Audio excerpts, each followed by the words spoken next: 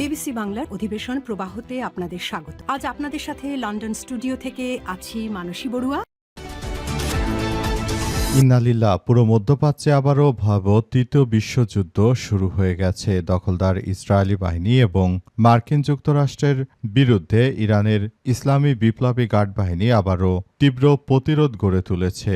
মার্কিন যুক্তরাষ্ট্র এখন ইরানের হাতে পায়ে ধরলেও ইরান যুদ্ধবিরতি করবে না বলে ইরানের পক্ষ থেকে নিশ্চিত করা হয়েছে। এতে দখলদার ইসরায়েলি বাহিনী এবং মার্কিন যুক্তরাষ্ট্র পুরোপুরি ধরাশায়ী হয়ে পড়েছে। তারা কোনো কিছুই করতে পারছে না, চলছে হামলার পর হামলা। আর এরই মাঝে আমাদের হাতে এসে পৌঁছেছে যুদ্ধের সর্বশেষ গুরুত্বপূর্ণ সব থেকে তাজা আপডেট সংবাদ আপনাদের জানিয়ে দিব। প্রথমেই জানাবো, ইরান যুক্তরাষ্ট্র শান্তি আলোচনায় স্থবির। ইরান ও যুক্তরাষ্ট্রের মধ্যে শান্তি প্রতিষ্ঠার আলোচনা নিয়ে আপাতত সরাসরি কোনো কূটনৈতিক প্রচেষ্টা নেই। ওয়াশিংটনের পক্ষ থেকে বলা হয়েছে তারা তেহরানের পাঠানো সর্বশেষ প্রস্তাবটি পর্যালোচনা করছে। ইরানের পক্ষ থেকেও নতুন করে কোনো উদ্যোগের কথা বলা হয়নি। তবে আজ হঠাৎ করে জ্বালানি উৎপাদনকারী ও রপ্তানিকারকদের সংস্থা ওপেক থেকে সংযুক্ত আরব আমিরাত বেরিয়ে যাওয়ার ঘোষণা দেয়। এই খাত ঘিরে বিশৃঙ্খলা সৃষ্টির আশঙ্কা তৈরি হয়েছে।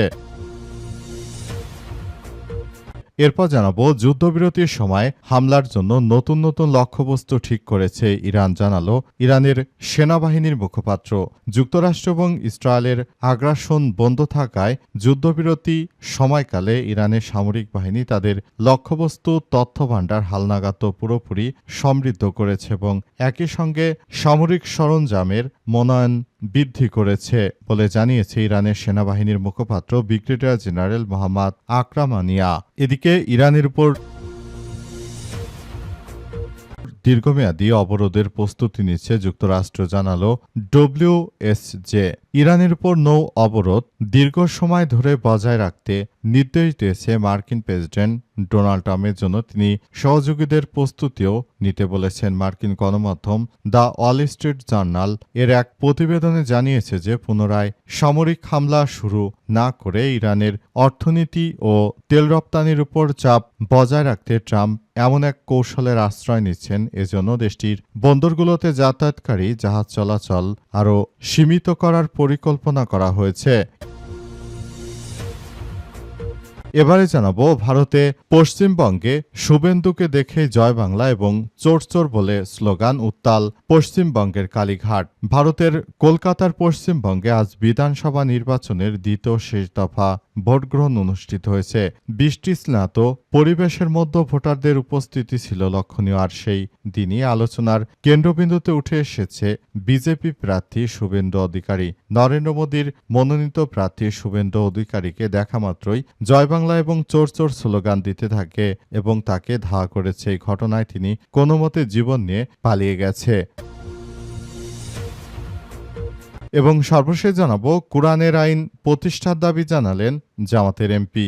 দেশের মানুষের আইনের কবর রচনা করে কোরআনের আইন দিয়ে দেশ পরিচালনা করার কথা জানিয়েছেন জামাত ইসলামের এমপি অধ্যাপক মুজিবুর রহমান। তিনি বলেছেন যে আমরা একটি সুন্দর বাংলাদেশ বিনির্মাণ করার জন্য অবশ্যই কোরআনের আইন দিয়ে বাংলাদেশকে যদি আমরা শাসন করতে পারি সেটি সারা পৃথিবীর জন্য একটি আদর্শ হয়ে দাঁড়াবে। প্রিয় দর্শক, এতক্ষণ শুনছিলেন সংবাদ শিরোনাম, এবারে বিস্তারিত। তবে তার আগে বন্ধুরা অনুরোধ থাকবে এই সংবাদটিতে একটি লাইক দিন। এই চ্যানেলে আপনি নতুন হয়ে থাকলে আমাদের সংবাদটি দেখতে দেখতে চ্যানেলটি সাবস্ক্রাইব করে রাখুন। কমেন্ট করে বন্ধুরা আপনার মূল্যবান মতামত জানিয়ে দিন আপনি বিশ্বের কোন দেশ থেকে বা বাংলাদেশের কোন স্থান থেকে আমাদের সংবাদটি দেখছেন এবং শুনছেন। আর বন্ধুরা, সংবাদটি আপনার সোশ্যাল মিডিয়া ফেসবুকে শেয়ার করে বন্ধুদেরও দেখার সুযোগ করে দিন। গাজা যুদ্ধে আপনি যদি নিরীহ ফিলিস্তিনিদের ভালোবেসে থাকেন বন্ধুরা, কমেন্টে ইয়েস লিখে পুরো বিশ্বকে আমাদের এই সংবাদটি দেখার সুযোগ করে দিন। এবারে বিস্তারিত। ইরান যুক্তরাষ্ট্র শান্তি আলোচনায় স্থবির।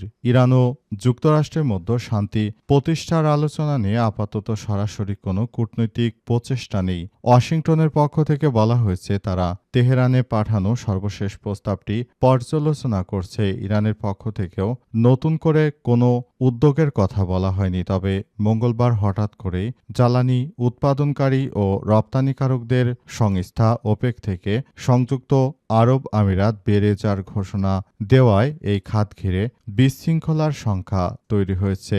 এএফপি জানিয়েছে যে বিশ্ববাজারে অপরিশোধিত তেলের দাম মঙ্গলবার প্রতি ব্যারেল $110 ছাড়িয়ে গেছে। জ্বালানি পরিবহনের গুরুত্বপূর্ণ জলপথ হরমুজ প্রণালী খুলে না দেওয়া এবং শান্তি আলোচনা স্থবিরতার প্রেক্ষিতে দামের এই ঊর্ধ্বগতি। এরই মধ্যে এলএনজি শীর্ষ রপ্তানিকারক দেশ কাতার সতর্ক করে বলছে যে শান্তি আলোচনা চূড়ান্ত সমাধান না এলে অঞ্চল জুড়ে ফ্রোজেন কনফ্লিক্ট তৈরি হতে পারে। আন্তর্জাতিক রাজনীতিতে ফ্রোজেন কনফ্লিক্ট বলতে জটিল এক পরিস্থিতি বোঝায় যেখানে সংঘাত একেবারেই থেমে যায় না, আবার পুরোদমেও চলে না। সংঘাতের মাত্রা বিভিন্ন সময় বিভিন্ন কিছুর উপর নির্ভর করতে পারে এবং এই সংঘাত যদি এভাবে চলতে থাকে তাহলে ভবিষ্যতে আরও সবার জন্য খুবই ভয়াবহ একটি পরিস্থিতির সৃষ্টি হতে পারে বলে এমন কথা নিশ্চিত করা হয়েছে এবং সবকিছু আসলে জানানো হয়েছে বর্তমান সময়ে। যুদ্ধবিরতির সময়ে হামলার নতুন নতুন লক্ষ্যবস্তু ঠিক করেছে ইরান, জানালো সেনাবাহিনীর মুখপাত্র। মার্কিন যুক্তরাষ্ট্র এবং দখলদার ইসরায়েলি বাহিনী তারা ইরানের বিরুদ্ধে যে যুদ্ধ করেছে সেই যুদ্ধের সময় ইরান নতুন নতুন লক্ষ্যবস্তু ঠিক করে রেখেছে। সেসব লক্ষ্যবস্তুতে এখন তারা হামলা চালাবে বলে নিশ্চিত করা হয়েছে। আরও জানা গেছে যে এই হামলা করে তারা মূলত পুরো পরিস্থিতি নিয়ন্ত্রণ করতে চায়। পরিস্থিতির মধ্য দিয়ে জায়নবাদীরা শুরু থেকে যে ধরনের কার্যক্রম শুরু করেছে সেটি আসলে কোনোভাবেই সম্ভব নয়। তারা শুরু থেকে ইরানের নিরীহ জনগণকে উদ্দেশ্য করে তারা বিভিন্নভাবে আক্রমণ চালিয়ে যাচ্ছে এবং তাদের আক্রমণের তীব্রতা আরও তীব্র থেকে তীব্র হচ্ছে এবং তারা যা শুরু করেছিল সেগুলোকে চরমভাবে ধসিয়ে দিয়েছে ইরানের ইসলামী বিপ্লবী গার্ড বাহিনীর সদস্যরা।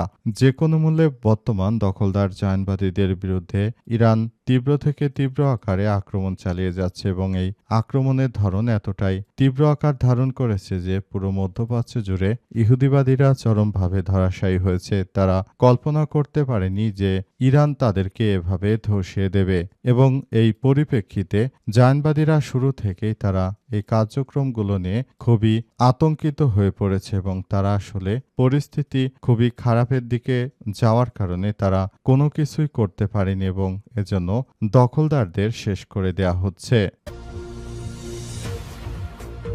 ইরানের উপর দীর্ঘমেয়াদী অবরোধের প্রস্তুতি নিচ্ছে যুক্তরাষ্ট্র। ইরানের উপর নৌ অবরোধ দীর্ঘ সময় ধরে বজায় রাখার নির্দেশ দিয়েছে মার্কিন যুক্তরাষ্ট্রের প্রেসিডেন্ট ডোনাল্ড ট্রাম্প। তিনি জানিয়েছেন যে ইরানের উপর এই অবরোধ চলতে থাকবে। তিনি আরও জানিয়েছেন যে সবকিছু আমরা ছাড় দেব না, আমরা ইরানের উপর এইভাবে কার্যক্রম চালিয়ে রাখব বলে জানানো হয়েছে এবং আরও বলা হয়েছে সবকিছুর জন্য তারা দীর্ঘদিন ধরে অপেক্ষা করে আসছিল এবং সবকিছু তারা দেখভাল করছিল। পুরো মধ্যপ্রাচ্য জুড়ে দখলদার ইসরায়েলি বাহিনী যে ধরনের কার্যক্রম তারা শুরু করেছে এটা কোনোভাবেই গ্রহণযোগ্য হতে পারে না। এই প্রতিক্রিয়াগুলো অত্যন্ত গুরুত্বপূর্ণ কার্যক্রমগুলোর মধ্যে নিয়ে যাচ্ছে। অত্যন্ত দুঃখজনক হলেও সত্যি যে পুরো মধ্যপ্রাচ্য জুড়ে আসলে ভয়াবহ একটি সংঘাতময় পরিস্থিতির দিকে চলে যাচ্ছে। মূলত মার্কিন যুক্তরাষ্ট্র তারা শুরু থেকেই এই কার্যক্রমগুলো চালিয়ে তারা নিজেরাই এবার ফেঁসে গেছে।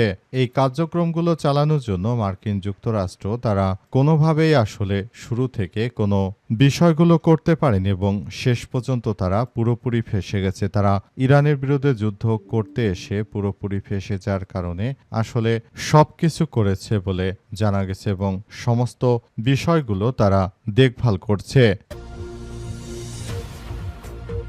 শুভেন্দুকে দেখেই জয় বাংলা এবং চোর চোর স্লোগান উত্তাল কালীঘাট। ভারতের কলকাতার পশ্চিমবঙ্গে আজ বিধানসভা নির্বাচনের দ্বিতীয় এবং শেষ দফার ভোট গ্রহণ অনুষ্ঠিত হয়েছে। বৃষ্টি স্নাত পরিবেশের মধ্যে ভোট কেন্দ্রগুলোতে উপস্থিত ছিল লক্ষণীয় আর সেই দিনেই আলোচনার কেন্দ্রবিন্দুতে উঠে এসেছে আসনের বিজেপি প্রার্থী শুভেন্দু। সকাল থেকে বিভিন্ন বুথ পরিদর্শন করতে গিয়ে তিনি একাধিক উত্তেজনাপূর্ণ পরিস্থিতির মুখোমুখি হয়েছেন বলে জানা গেছে। বুধবার 29 এপ্রিল আনন্দবাজার পত্রিকায় প্রকাশিত এক প্রতিবেদনে বলা হয়েছে, শুভেন্দু অধিকারী কালীঘাটের ভোট কেন্দ্রে পৌঁছাতেই তৃণমূল কর্মী সমর্থকদের এক অংশ চোর চোর এবং জয় বাংলা স্লোগান দিতে শুরু করে। এ জেরে দ্রুত উত্তেজনা সৃষ্টি হয়। স্থানীয় নেত্রী কাজরি বন্দ্যোপাধ্যায়ের নেতৃত্বে তৃণমূল সমর্থকরা জয় বাংলা ধ্বনি তুলে সামনে এগিয়ে আসেন। এর পাল্টা জবাবে বিজেপি সমর্থকদের পক্ষ থেকে জয় শ্রীরাম স্লোগান শোনা যায়। দুই পক্ষের এই পাল্টাপাল্টি অবস্থানে কালীঘাটে জয় হিন্দ ভবন চত্বরে তারা মুখোমুখি অবস্থান করে এবং শেষ পর্যন্ত আসলে বিষয়গুলো কি হলো সেটি এখন পর্যন্ত কেউ স্পষ্টভাবে বলতে পারেনি। অনেকেই বলাবলি করছে যে এই শুভেন্দু তিনি এক বাটি নয় দুই বাটি নয় বরং বেশ কয়েক বাটি তিনি গরুর মাংস খেয়েছেন, অথচ তিনি এমন একটি ভাব ধরেন মনে হচ্ছে যে তিনি হয়তো অনেক বড় একজন ধার্মিক ব্যক্তিত্ব। তিনি হিন্দুত্ববাদী নরেন্দ্র মোদীর বিজেপির তিনি এক ব্যক্তি হিসেবে বলা হচ্ছে এবং আরও বলা হচ্ছে যে তিনি নাকি কার্যক্রম চালিয়ে যাচ্ছেন, এমন কিছু কর্মকাণ্ড তিনি করছেন যে সবকিছুর জন্য আসলে সবাই তাকে নিয়ে অনেক বেশি সমালোচনা করছে। এ শুভেন্দু অধিকারী তিনি শুরু থেকেই এমন কিছু কার্যক্রম চালিয়ে যাচ্ছিলেন যেটা দেখে সবাই হতচকিত হয়ে পড়েছে, কারণ তিনি শুরু থেকেই এই বিষয়গুলো সামনে এনেছেন এবং তিনি জানানোর চেষ্টা করেছেন যে তিনি যেটা করেছেন সেটা নাকি খুবই ভালো কিছু করেছেন বলে এমন তথ্য সামনে এসেছে। এবং এই শুভেন্দু অধিকারীর বিরুদ্ধে সবাই আসলে কার্যক্রম চালাচ্ছে। তিনি বিজেপির একজন দালাল হিসেবে প্রতিষ্ঠিত ব্যক্তি। শুভেন্দু অধিকারী বাংলাদেশ নিয়ে বিভিন্ন সময় বিভিন্ন কটাক্ষমূলক কথাবার্তা বলেছে।